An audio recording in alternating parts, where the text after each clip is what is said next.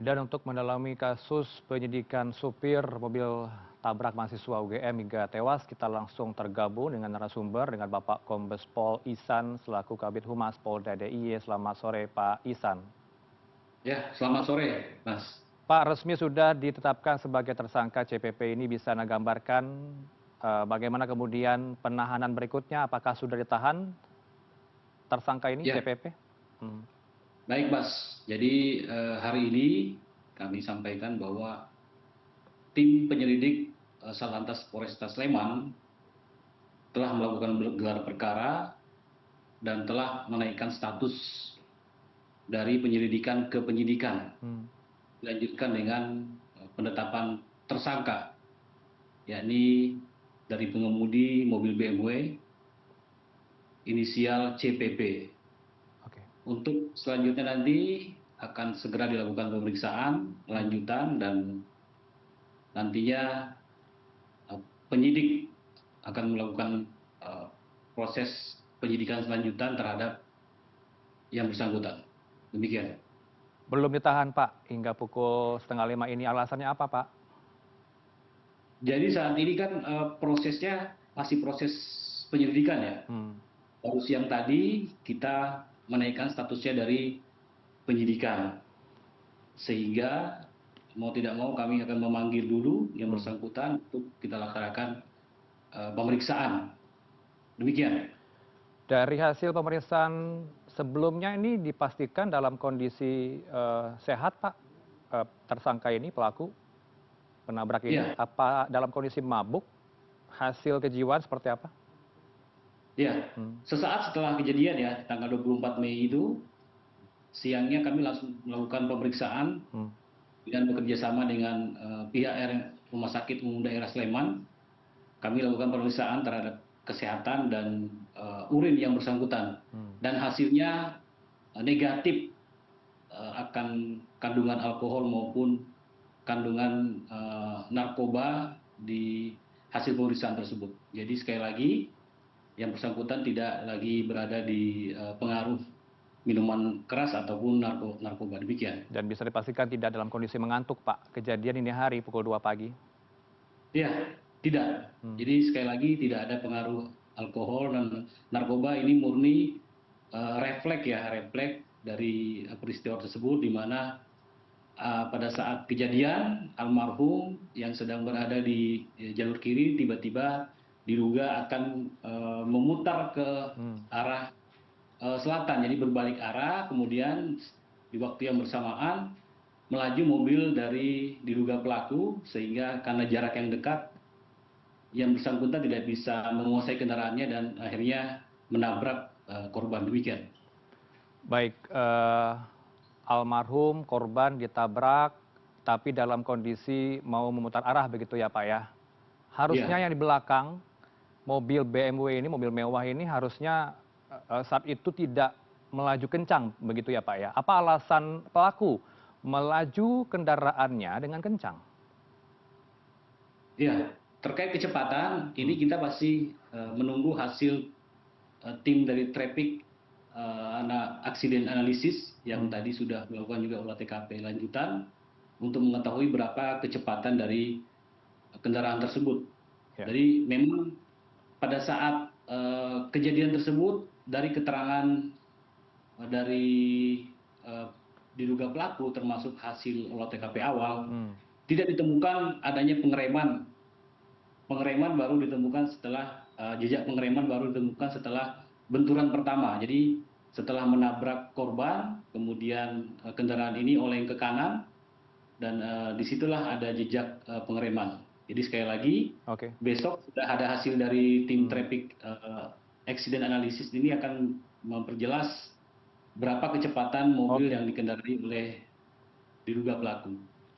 Pak Ihsan, apakah sempat terjadi pergantian plat nomor? Ini kalau dari keterangan kepolisian bagaimana Pak? Plat nomor yang aslinya plat nomor daerah mana ya? Yang bisa Anda gambarkan? Ya, dari hasil olah TKP setelah kejadian, plat nomor yang kita temukan adalah plat kendaraan dari mobil BMW adalah plat B 1442 NAC. Hmm. Tadi saya lihat juga waktu di TKP tadi saya lihat videonya Mas, yang di videonya CNN juga Ya, kita putarkan ini. kendaraan tersebut. Jadi sekali lagi tidak ada pergantian plat kendaraan. Kondisi realnya bukan B, Pak, melainkan plat nomor polisi F. Artinya ada pergantian dong, Pak. Kalau di tim kami lapangan mendapatkan gambar berganti menjadi B seperti yang katakan. Tapi dalam kondisi video saat kita putarkan, ini plat nomornya F. Ya. Terjadi pergantian dong, Pak, plat nomornya. Ya, dari hasil keterangan dari olah TKP, kemudian yang sesuai dengan plat kendaraan, dari penyidik menyampaikan bahwa ini platnya plat B1442 NAC. Demikian. Kemudian Dan ini sesuai dengan STNK dari kendaraan tersebut.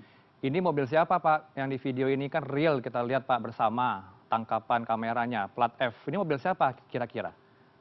Apakah ada 2 mobil di saat kejadian atau 1 mobil? Ya, kami berdasarkan dari keterangan dari penyidik yang ke TKP, ya, penyelidik. Nanti akan kita dalami lagi kendaraan tersebut dari keterangan yang anggota ke TKP, karena memang sesaat setelah kejadian ada warga yang ke sana dan sebagainya, kemudian anggota kami ke TKP. Dari pengakuan anggota kami bahwa kendaraan tersebut sesuai dengan STNK adalah plat B1442 NAC. Ini sesuai dengan STNK yang ada. Demikian. Baik, baik. Ini masih kita harus dalami, Pak, kejanggalan terjadi di visual yang berbeda. Nampaknya saat TKP dan juga di Polsek Ngaglik, begitu ya, Pak ya. Pak Ihsan, yang bisa Anda gambarkan bagaimana kemudian hasil rekaman CCTV dari kepolisian sudah bisa Anda gambarkan saat peristiwa terjadi? Ya, dari hasil pemeriksaan CCTV, kemudian dari pemeriksaan saksi-saksi, kemudian hasil olah TKP, inilah yang mendasari kami hari ini menaikkan status kasus tersebut dari penyelidikan ke penyidikan. Dengan menetapkan diduga tersangka atau diduga pelaku adalah pengemudi mobil tersebut. Demikian. Pasal apa yang diterapkan nanti, Pak? Pasal yang diterapkan adalah pasal 310 Undang-Undang Nomor 22 Tahun 2009 Ayat 4 dengan ancaman pidananya di pidana penjara 6 tahun atau denda paling banyak 12 juta rupiah. Demikian. Baik, muncul spekulasi liar di publik, Pak. Apakah nanti ada dugaan yang akan mengarah ke perdamaian? Kasus ini akan tertutup langsung atau memang akan tetap diproses jika berdamai nanti kedua belah pihak? Ya, dari awal kami berkomitmen untuk melakukan proses penegakan hukum secara profesional dan transparan. Dan salah satu komitmen kami hari ini kami sudah menetapkan tersangka, kemudian juga sudah menaikkan status kasus tersebut dari penyelidikan menjadi penyidikan. Sehingga inilah salah satu bentuk komitmen kami bahwa kami akan profesional, kami akan transparan dan tidak akan terintervensi atau siapapun tidak bisa mengintervensi kami. Kami komitmen menangani kasus ini dengan profesional dan transparan. Demikian, Mas. Baik, dari keluarga korban apa yang diharapkan, Pak, ke kepolisian? Sudah bertemu dengan keluarga korban? Sampai dengan saat ini kasus tersebut ditangani oleh Polresta Sleman, ya. Jadi keluarga korban juga menyampaikan bahwa kasus ini agar diproses sesuai dengan peraturan atau undang-undang yang berlaku. Demikian, Mas. Baik, termasuk dari pihak UGM, sudah ada berkomunikasi dengan pihak kepolisian, apa saja tuntutan mereka, Pak? Dari pihak UGM juga sama menyampaikan, menyerahkan sepenuhnya kepada pihak kepolisian untuk penanganan kasus ini secara profesional dan tentunya transparan, sehingga semua bisa mengetahui, semua bisa mendapat akses informasi, dan ini kami akan update terus terkait perkembangan penanganan kasus ini sebagai bentuk transparansi kami kepada masyarakat. Baik, kita tunggu, Pak, kelanjutan dari kasus ini. Pemeriksaan yang akan Anda lakukan terhadap pelaku CPP, dan hingga sore ini masih belum ditahan, begitu ya, Pak, masih dilakukan pemeriksaan lanjutan. Terima kasih untuk waktu Anda bersama Newsroom, Pak Kombes Pol Ihsan, Kabid Humas Polda DIY. Selamat sore, sehat selalu Anda. Ya.